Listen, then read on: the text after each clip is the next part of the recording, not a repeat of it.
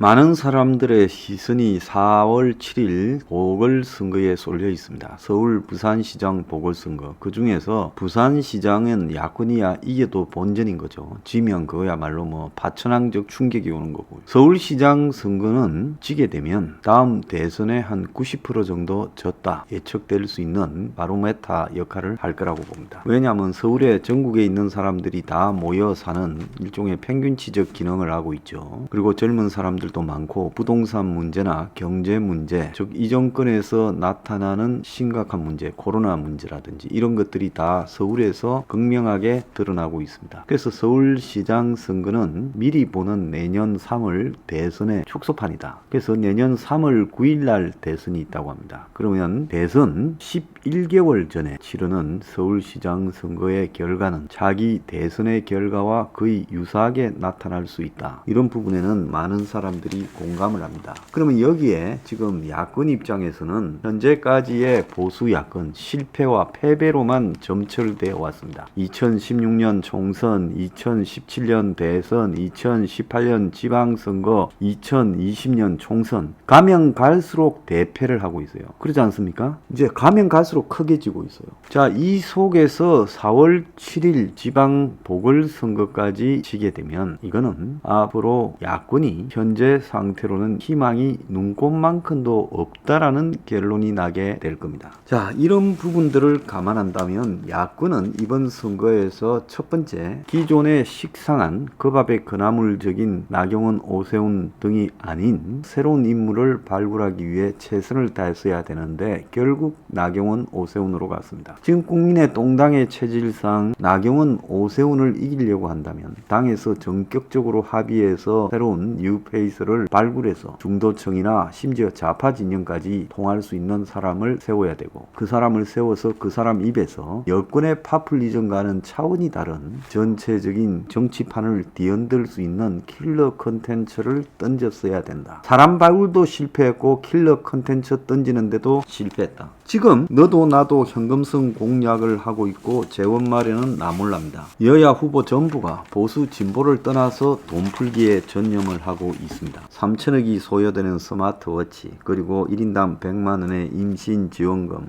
1조 원의 무이자 대출, 각각 수조 원짜리 공약들을 하고 있어요. 우상호는 소상공인 100만원 일괄 지급, 박영선은 임차료 2천만원 무이자로, 오세훈은 건강 목표 달성되는 인센티브, 그래서 스마트워치를 8세 이상 서울 시민에게 3천억 들여서 지급하겠다. 나경원은 청년 신혼부부 대출이자 최대 1억 1,700만원까지 지원해 주겠다. 이렇게 막 퍼부어대고 있습니다. 심지어 안철수는 손주 돌봐주는 조부모에게 월 최대 40만원을 주겠다. 금태섭이는 자영업자 200만원씩 6개월 지원해 주겠다. 그리고 조원희는 자영업자 지원금 분기별 100만원을 해주겠다. 이렇게 하고 있습니다. 부산시장도 가덕도 공항 신설뿐만 아니라 온갖 그냥 지원금을 다 언급하고 있습니다. 그러니까 여야가 궁극적으로 비슷해져 버렸어요. 그러니까 서로 차별도 없습니다. 보수와 진보라는 이념에 있어서 공약의 차이가 나야 되는데 서로 돈 주겠다고 하면서 돈을 줄 수 있는 새로운 항목을 발굴하는데 앞장서지 어떤 정치적, 이념적, 가치적 차별성도 없다라는 겁니다. 혁명 21의 서포 15조를 보면 돈을 주겠다라는 이야기는 하나도 없습니다. 원가, 그러니까 국가가 아파트를 원가에 판매하겠다. 국가적 아파트 원가 공급 공약은 있지만은 국가의 개입에 의한 독과점 품목의 가격 인하라든지 이런 부분은 있지만 어디에도 공짜로 단돈 1원이라도 해주겠다 말은 없고 선심성 각종 토건 개발을 폐지해야 된다 이야기는 분명히 있습니다. 앞으로 대한민국이 잘 되려면 선심성 복지를 다 폐지하고요. 솔직히 말하면 근본적으로 돈이 적게 드는 삶이 유지될 수 있도록 돈을 아주 적게 들이고도 집을 가지고 살 수 있도록 만드는 시스템 개선을 해야 되는데 전부 돈을 풀어서 지원해 주겠다고 합니다. 국가가 개인의 삶을 대신 살아주고 개인에게 무한정 돈을 줄 수 없다는 것은 유권자도 알고 국가도 알고 있습니다. 그 돈이 어디서 나올 수 있겠습니까? 빚더미 국가에서 그건 할 수 없는 일이라는 걸 잘 알고 있음에도 불구하고 아주 오래된 거짓말을 하고 있고 유권자들은 그걸 그걸 또 방관하고 있습니다. 중요한 것은 그러고도 이기면 거짓말이라도 정치는 원래 거짓말하고 이기면 사과하고 끝내는 거다라고 할 수 있지만은 야권이 그러고도 이길 가능성이 거의 없다는 겁니다. 그러면 그런 공약을 하는 게 아니라 여권이 그렇게 가면 거기에 반해서 전체적인 판을 깰 수 있는 공약을 해야 되는데 전혀 그렇지 못하다는 겁니다. 실제로 야권 내부에도 이번 선거를 이기기는 불가능하다라는 거대한 회의주의가 뒤덮고 있습니다. 패배주의가 뒤덮고 있죠.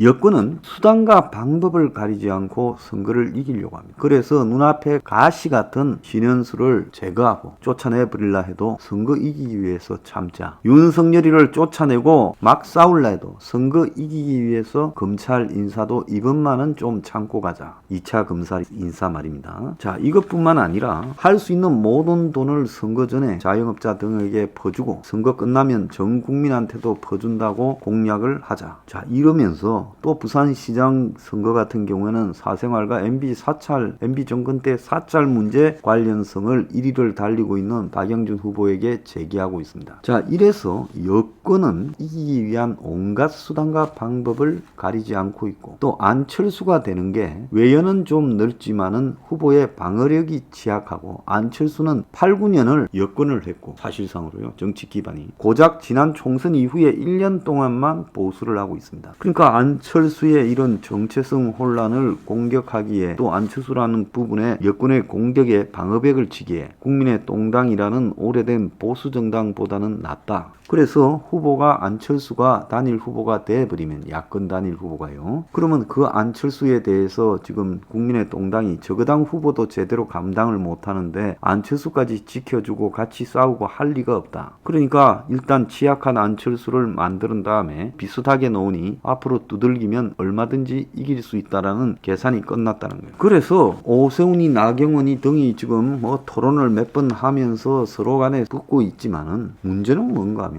안철수하고의 단일화에서 아마 오픈 프라이머리 형태로 여권의 지지자들조차도 전화를 받아서 누구를 지지하느냐고 하면 더불어 거수기당의 지지자도 답변을 할 수 있습니다. 그러니까 역선택이라는 거 있죠. 자기들이 쉽게 상대할 수 있는 만만한 사람을 선택해서 여권 지지자가 우리는 안철수다 이렇게 할 수도 있는 거예요. 지금 초반 선거에서 나경원, 오세훈에 비해 안철수 쪽으로 미는 분위기가 확연하게 드러나고 있고 그래서 보니까 안철수가 단일화 게임에서는 거의 이길 것으로 예상이 됩니다. 그러면 국민의 동당이 단일 후보를 안철수한테 뺏기는 순간에 만에 하나 적은 가능성이지만 안철수가 당선이 됐다 해도 이게 보수의 승리로 해석될 수 있는가? 안철수가 되기 전에야 보수 운운하지만 서울시장이 되고 났을 때 안철수가 보수라고 할 것이냐? 아마 여야를 넘나드는 연정을 서울 시내에서 실시하겠다. 부시장이나 여러 정무직을 여당 하나 야당 하나 이런 식으로 꾸릴 가능성이 매우 크죠. 안철수는 궁극적으로 대선을 가기 위한 징검다리로 자신의 정치적인 자산이 거의 다 없어졌으니까 서울시장 선거에 나와서 행여 당선이 되면 그것이 자신의 대선 가는 일종의 디딤돌이 된다고 생각하고 나왔을 뿐입니다. 그래서 안철수는 이번에 서울시장이 되면 내년에 대선에 나오게 돼 있어요.